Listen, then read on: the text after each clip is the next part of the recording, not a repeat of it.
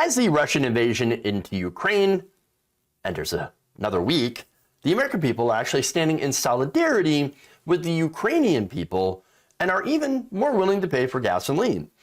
In fact, in a poll published Sunday by CBS News, you had 77% of respondents that support sanctions on Russian oil and gas, even if that means they pay more at the pump. 23% oppose them, and that position has strong bipartisan backing. Overall, 84% of Democrats and 76% of Republicans are behind these sanctions. So, look, this is uniformly felt by the American people.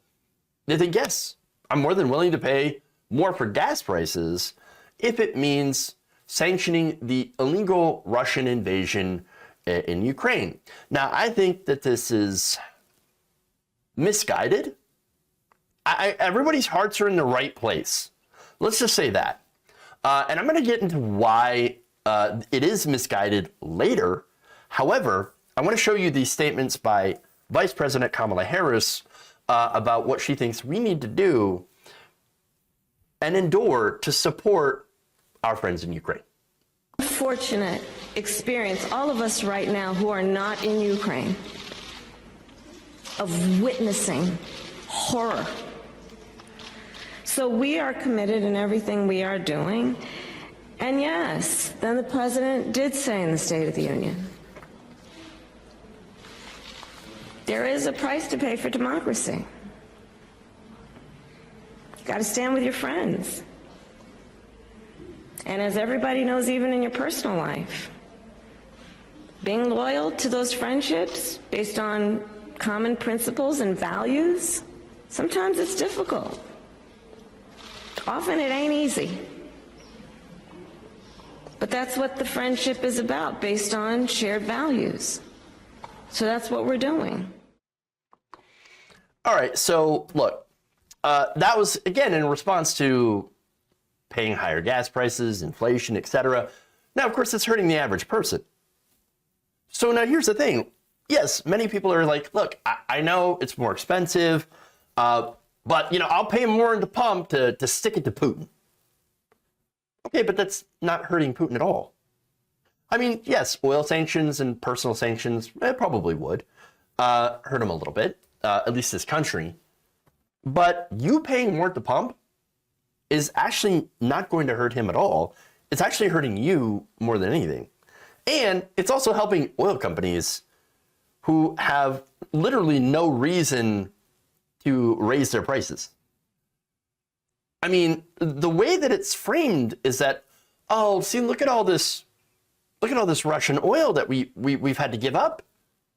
Okay, but that's about 8% of U.S. imports last year. That's how much Russian oil that the United States has imported.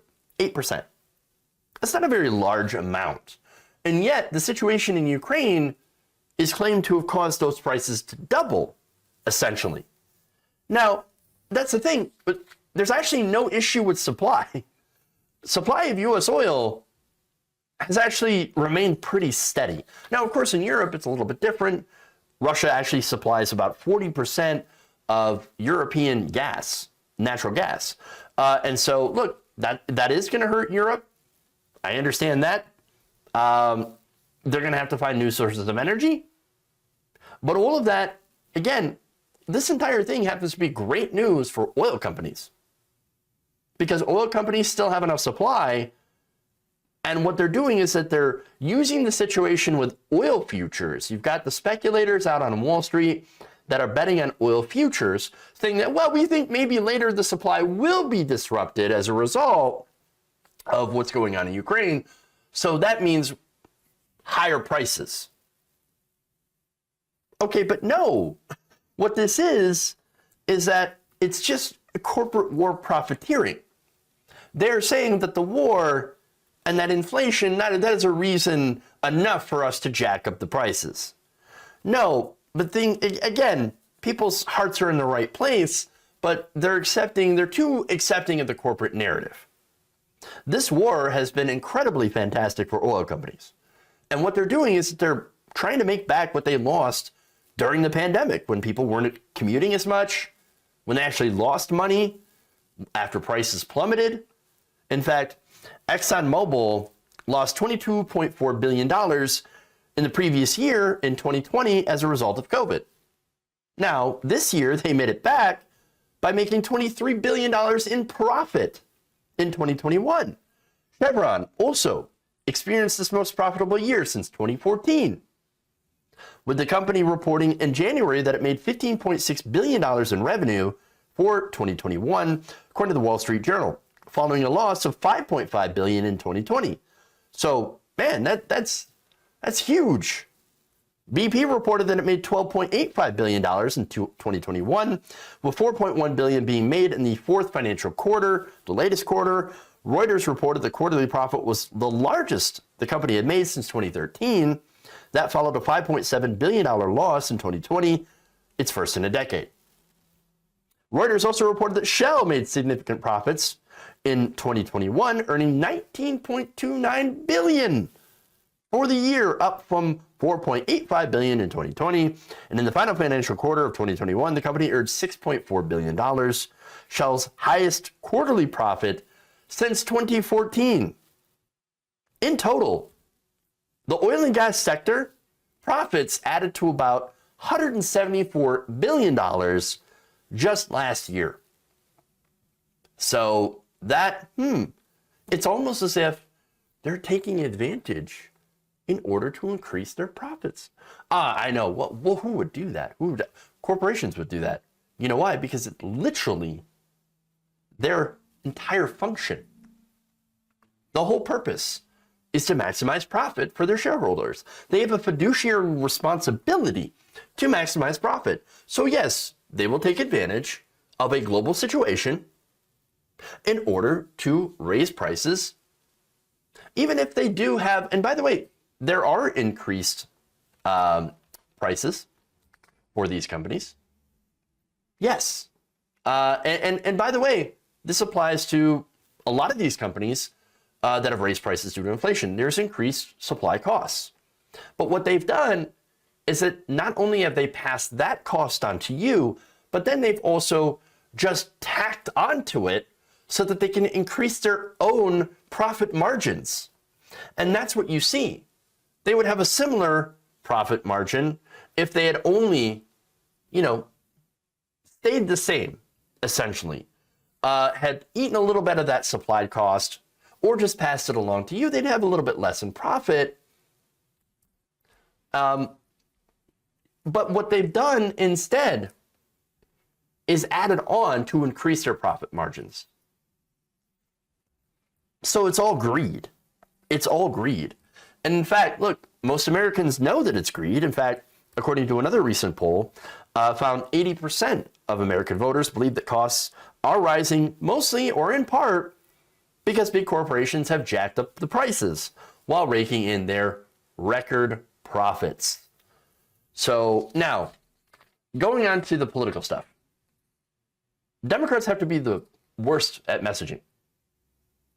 How easy would it be to message that, hey, look, it's the situation's a little bit more complicated, but paying more at the pump doesn't actually help Putin. It helps corporations. And the reason that you're paying more is not just because of Putin. It's actually because of multinational corporations that have jacked up their price. And look, that's a populist message. It's bipartisan. Because most people agree with you. Most people have already seen this. And so, look, not only is it a popular message, might actually help you if you decide you want to do something about this. And there's a ill-fated Democrat bill in Congress that has been introduced. It's not going to go anywhere. That will tax windfall profits for these oil companies and give it back to the American people in the form of a check. No, they're not going to do that. Most corporate Democrats are going to be against that. And of course, all Republicans are going to be against that. So that has no chance in Congress. But you could at least do the messaging. And this is why they're not going to do the messaging, because they're paid by those same corporations in campaign contributions. They are corrupt. They are absolutely corrupt. Now, the thing is, I mean, this would be such a layup if you actually, if these Democrats actually believed in their own platform. Because you could use this and you say, look, oil is so expensive. Look at what this war has done to the disruption, the price gouging. Why don't we get away from oil then? Why don't we, I don't know, move to greener energy sources, try to diversify our energy portfolio, you know, invest in more solar, invest in more wind. Oh, I know that windmills cause cancer, but invest in more something to help us get off of fossil fuels so that we're not dependent on other countries.